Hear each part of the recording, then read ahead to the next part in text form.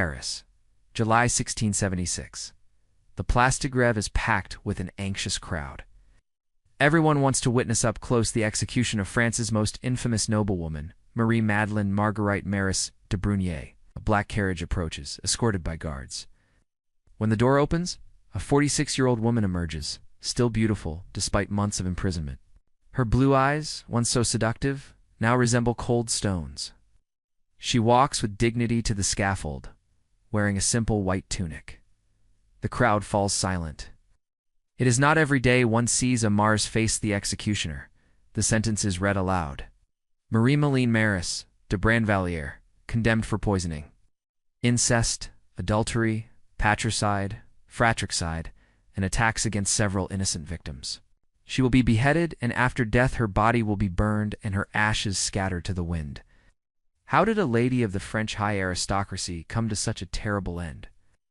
To understand this extraordinary story of passion, betrayal, and poisoning, we must go back 3 decades. Marie Madeleine was born in Paris on July 2, 1630. The eldest daughter of Antoine Dru, powerful magistrate who held the position of civil lieutenant of Paris. The Doors were a family of notables. Wealthy and influential, but they did not belong to the old French nobility. They had been recently ennobled through the offices they held. A common situation in 17th-century France, where the king sold titles to finance his wars. From an early age, Marie Madeleine received a refined education as befitted a young woman of her social position. She learned to read, write, play music, dance, and behave with the grace and decorum expected of members of high society. However, it was whispered that her moral and religious education had been neglected. Later, disturbing rumors emerged that she had been sexually initiated at a very young age, possibly by her father or brothers. Rumors that were never proven, but which cast an early shadow over her character.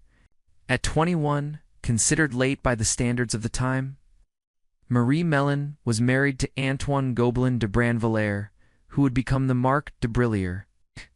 The marriage was arranged, as was customary among aristocratic families, based on financial and social interests, not feelings.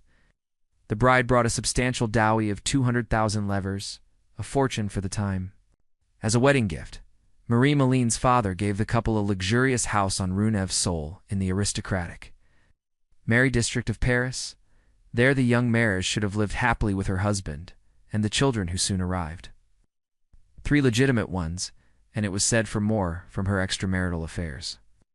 The marriage, however, was far from happy. The Marquis de Brandevalier soon revealed himself to be a compulsive gambler who squandered the family fortune at gaming tables, while Marie Madeleine, frustrated and bored, sought distraction in the arms of other men. Among Marie Madeleine's lovers, one stood out. Godendonda de Senua, a charming and unscrupulous cavalry officer. The passion between them was immediate and overwhelming.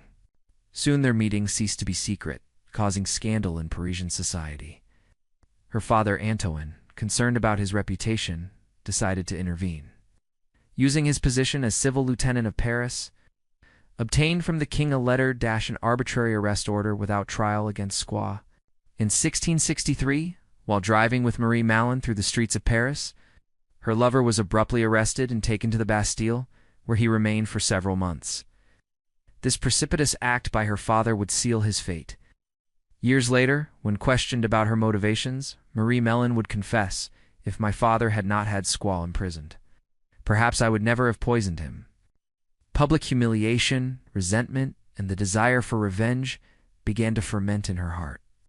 In the Bastille, Squaw had the misfortune, or fortune, depending on one's perspective, of sharing a cell with an Italian known as Exile, a poison specialist. During the time they spent in prison together, Exile taught Santa the secrets of the poisoner's art. When Saint Croix was released, he set up a secret laboratory, obtained a license to work with alchemy, and began producing increasingly sophisticated poisons. He soon resumed his relationship with Marie Madeleine, but now with a new and sinister objective: to avenge himself on her father, and at the same time secure for her a large inheritance. Marie Madeleine became his enthusiastic student. Together they meticulously planned the death of Antoine. But how to test the efficacy of their poisons? The solution found by the mayors was as practical as it was disturbing. She would visit hospitals ostensibly on charitable works to test her preparations on dying patients. She also experimented with her poisons on her own servants, coldly observing their effects. According to documents of the time, she developed a morbid interest in the different effects that poisons produced. Some killed quickly, others slowly with prolonged agony. She noted everything meticulously like a modern scientist. In Iten-le-Chalut, Antoine, then 66 years old, invited his daughter to accompany him to one of his country properties. Marie-Meline readily accepted. During the stay, her trusted servant, instructed by her, added poison to her father's food, fell gravely ill, and after weeks of suffering, died. The doctors attributed the death to natural causes, not suspecting poisoning. With her father's death, Marie-Meline expected to inherit a large fortune. However, to her disappointment, most of the inheritance went to her brothers, especially Antoine, who inherited the title of Counselor to Parliament and Intendant of Orléans. Frustrated, she decided that they too should die. In 1670, with the help of Squaw and a servant named Lachos, whom they had placed in their service, the mayors poisoned two of her brothers, Antoine and François. The deaths again were attributed to natural causes. Marie-Meline finally possessed the fortune she had so desired. But the wheel of fortune would soon begin to turn against her. In 1672, Sanciara died suddenly, ironically, not from poisoning, but suffocated by toxic gases produced in his own laboratory. Having no heirs and having left many debts, his belongings were confiscated by creditors. Among them, a small box containing incriminating letters from Marie-Meline, detailing the murders she had committed. When the box was opened, the scandal erupted. The authorities immediately launched an investigation. Lush was arrested, tortured, and finally executed. Before dying, he confessed everything and implicated his mistress in the crimes. Marie-Meline, warned by friends, fled Paris hastily. For 3 years, she lived as a fugitive, hiding in various European countries.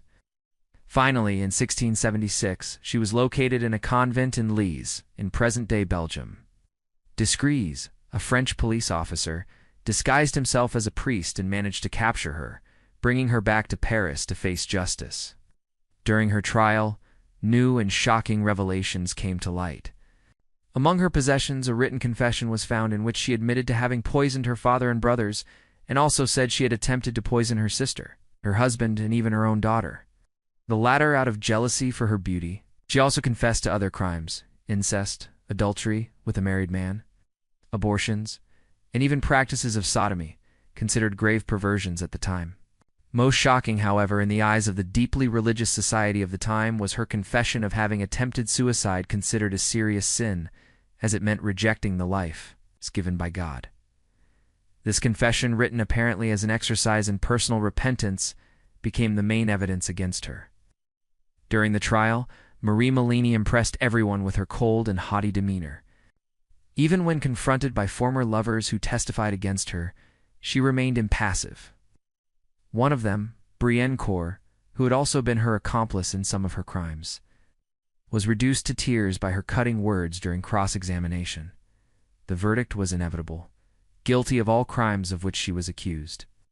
The sentence severe even by the standards of the time. She would be subjected to ordinary, an extraordinary torture to reveal the names of possible accomplices, then beheaded and her body burned. On the eve of her execution, Marie-Meline asked to make a final confession to a priest. For 16 hours she reported in detail all her crimes, showing herself for the first time genuinely repentant. She confessed to the murders of her father and brothers, admitted to having poisoned hospital patients and servants to test her preparations, but vehemently denied having attempted to kill her sister. The next day, she was subjected to the water torture, a brutal method where the condemned was forced to ingest large quantities of water until their stomach painfully distended. During the torture, she was repeatedly questioned about other poisoners. At the court of Louis XIV, a growing concern of the monarch. But she revealed no names beyond those already known. At noon, dressed in a white penitent's tunic, she was led to the place of execution. An immense crowd had gathered to witness her death. Before kneeling under the blade, she briefly addressed the public, asking forgiveness for her sins and warning all about the consequences of vice and uncontrolled passion. The executioner did his work with a single stroke of the axe. The head rolled, the noble's blood stained the scaffold red.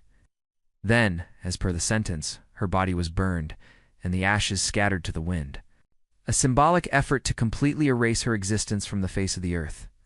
But the story of Marie Madeleine, Mairesse de Brinvilliers, would not be forgotten.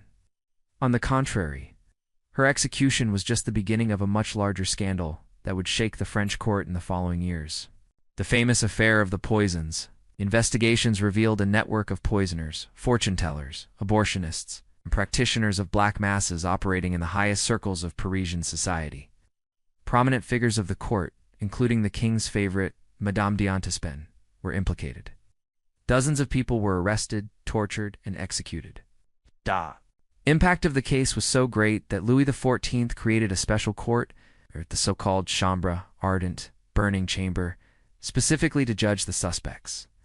The scandal only ended when the king, realizing that the investigations were dangerously approaching his inner circle, abruptly ordered the end of the proceedings in 1682.